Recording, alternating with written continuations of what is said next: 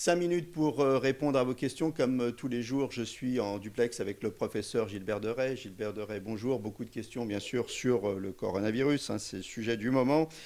Réinfection ou rebond de la maladie. Alors, est-ce qu'on peut être réinfecté ou est-ce que la maladie peut faire des rebonds? Oui, c'est une question qui est difficile, hein. Que l'on puisse y avoir des fluctuations des signes, ça c'est clair. Et qu'on peut très bien avoir de la fièvre, puis moins de fièvre, puis de la fièvre.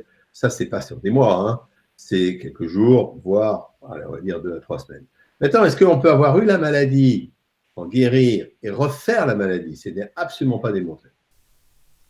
Je travaille dans un service de maintenance d'air conditionné d'une grande tour à la Défense. Est-ce que je suis particulièrement exposé? En clair, est-ce que tous ces virus ils vont être concentrés dans les tuyaux de l'air conditionné et que le pauvre gars qui a la maintenance, il va se les prendre en masse? C'est clair que c'est une hypothèse qu'il faut garder en mémoire. Je ne peux pas exclure cette hypothèse. C'est un phénomène de circulation d'air. Et donc, les gouttelettes dont on parlait, dont on parle, qui contiennent le virus, bien sûr qu'elles peuvent circuler.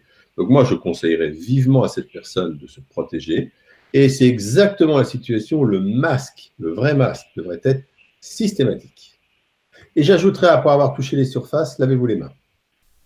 Qu'est-ce que le calétra et quels sont ses effets secondaires? Alors, le Caletra, c'est l'association de deux médicaments, lopinavir et ritonavir, qui est encore d'ailleurs largement employé dans le traitement du HIV. C'est un antirétroviral. La liste des effets secondaires du Caletra, elle est très grande, hein. Donc on va en donner quelques-uns, puis on va renvoyer à la notice.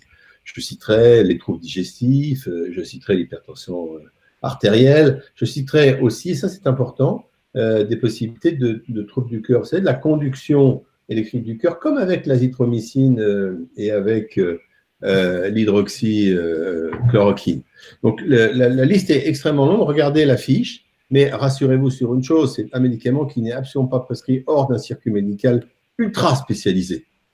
Et alors, pourquoi on nous pose cette question? Quel rapport avec le Covid-19? Est-ce qu'il a été recommandé pour soigner le Covid? Absolument. En fait, c'est un antiviral.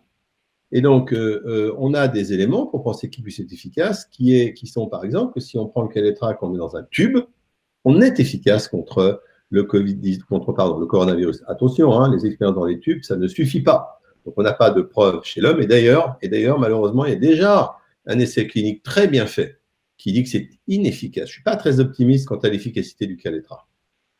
C'est Daniel qui nous dit: Je suis allergique à la pénicilline et si je développe la maladie, est-ce que ça va être préjudiciable pour mon traitement? On a beaucoup, beaucoup d'autres antibiotiques et je ne pense pas que ça vous sera préjudiciable. Non. Beaucoup de questions sur les gens qui ont des pathologies. Alors, par exemple, je suis sous plaquenil et j'ai des rhumatismes. Est-ce que finalement ça me protège du corona?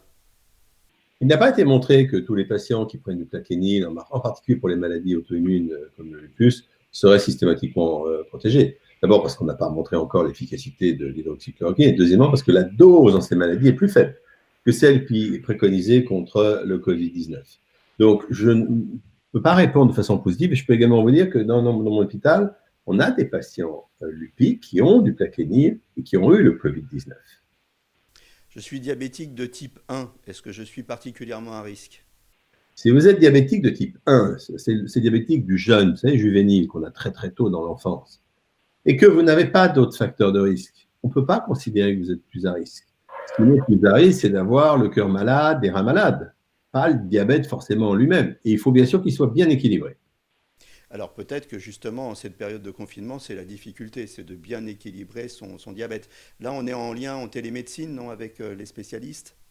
Il y a plusieurs choses. D'abord, n'oublions pas tous ces patients qui ont des maladies chroniques, hein, il faut bien s'en occuper. Et je dis aux personnes qui nous écoutent, gardez le contact avec vos médecins. Il ne faut pas qu'on attende des semaines et des semaines pour qu'on prenne soin de vous.